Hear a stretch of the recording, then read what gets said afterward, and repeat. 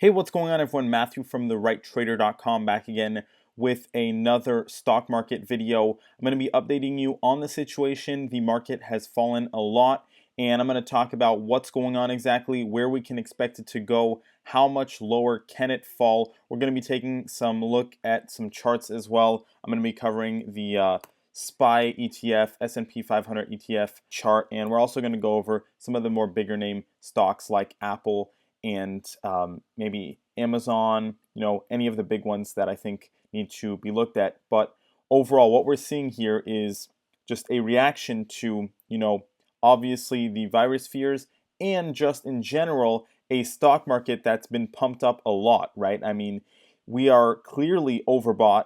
We've seen valuations that we've kind of never seen before. And all those things combined with the fears that are coming into the marketplace is just the perfect recipe for a huge sell-off, basically. And what we're seeing is sort of the beginning, unfortunately. Not trying to scare anyone, but in my last video, my prediction was 100% spot on. I said that we were very quickly going to fall to $300 and below. I was expecting a little bit more of a bounce at around $300. For now, we haven't seen that. We might see a little bit of bounce, but in my opinion, that doesn't change the overall pattern that we're seeing, where we were, basically in a overbought situation overall, and in just an unreasonable overvalue situation. Now we're seeing the correction happen due to all the scares going on, and if we zoom out, right, this is really what I'm trying to get to. If we zoom out, our next real major support is all the way down to $230. So us going back into the lower 200s is very possible, and that would be pretty disastrous for individual stocks. We're talking drops of at least 30% on a lot of individual stocks, if not more.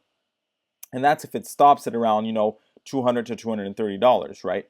We could even fall lower. I mean, we never actually went back and tested our breakout area at $150. So that could happen too. Obviously, I'm not going to say that we're going to get a 50% drop overnight or anything, but it's just to illustrate that there's no real sign of slowing down as of right now, right? We're still in pretty rocky, chaotic territory.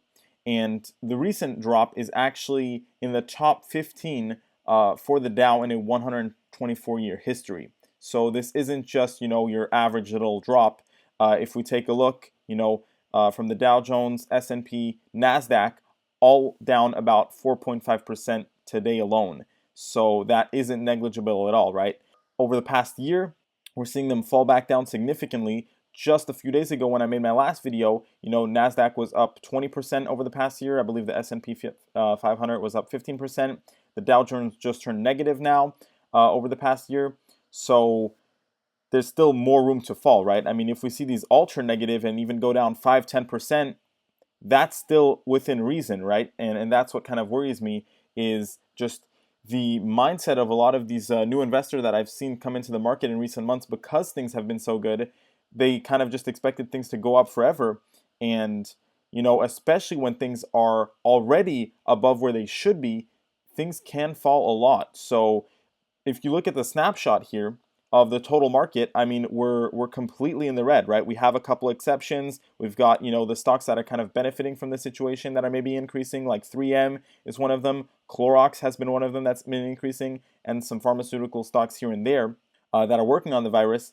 But overall, I mean, Apple down almost 7%, Microsoft down 7%, Amazon down 5%. These are huge companies that have taken massive hits. We've got ExxonMobil down a massive 6%.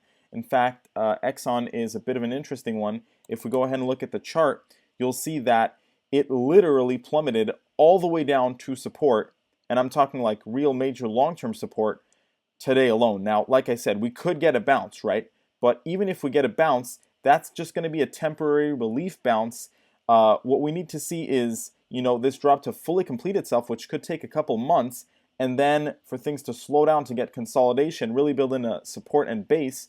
After that, we can talk about potentially more of a actual climb back up, right? Instead of just this, quick bounce that won't really mean anything within 2 weeks. So if we look over here, kind of that breakout area at $45 is where we're heading to now. So I expect, ExxonMobil to hit that level and then just kind of consolidate around $45 for quite some time. And I mean, just a few days ago, we were literally at, around $80 to $70. So this is just kind of never seen before, from how long I've been in the market to see these drops like this in these big name companies, right?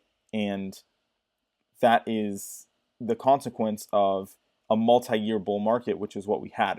Now, S&P 500 specifically, like I said, we did drop a lot over the last couple days. So if we get a bounce, wouldn't be surprised, right? But just because we get a bounce doesn't mean that we're going to fall lower, and that's really what I'm trying to say. If I pull out my brush tool, let's say we get a bit of a bounce, right? Maybe bounce back towards $310, $315, then start falling again, which is, more or less what's going to happen probably.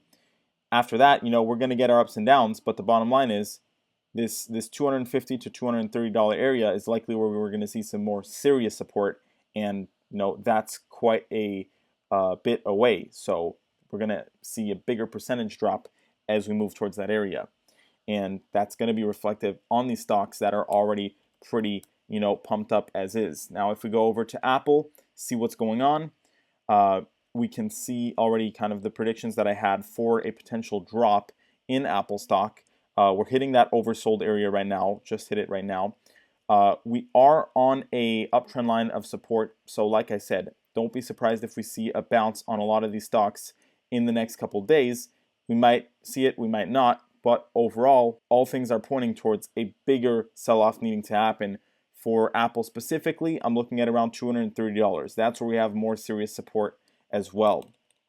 Let's go ahead and take a look at maybe some other stocks that could be of interest here.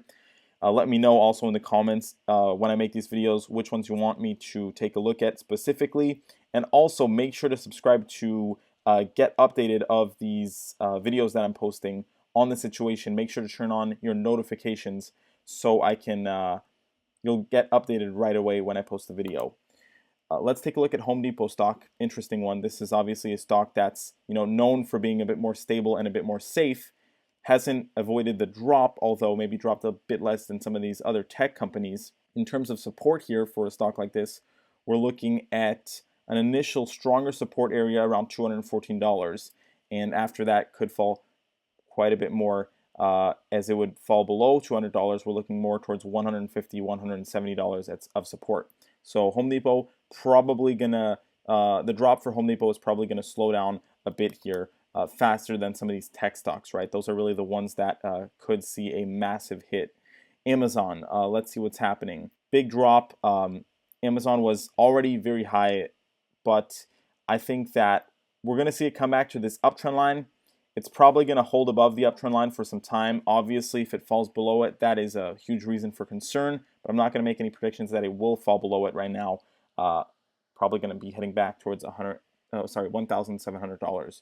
So that's all the stocks that I'm going to cover for today. Thanks for watching, everyone. Make sure to check out my technical analysis master course. It's the ultimate guide to technical analysis, less than $20, 30-day money back guarantee. Link to that in the description of this video. We've gotten great reviews. 4.2 stars out of 5. And also follow me on Twitter for live market updates. Link in the description once again. Thanks for watching and see you next time.